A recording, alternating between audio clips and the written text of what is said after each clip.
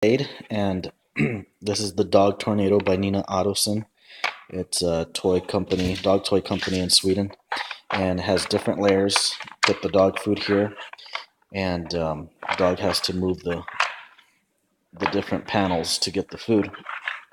So usually what I'll do is I'll introduce it by leaving it open so they can get to it, and then I just reduce it a little bit when I introduce different layers at a time.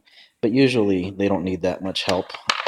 Usually I'll just crack it a little bit and they get the hang of it. So here's a quick demonstration. I'll leave it slightly open just so he can get started.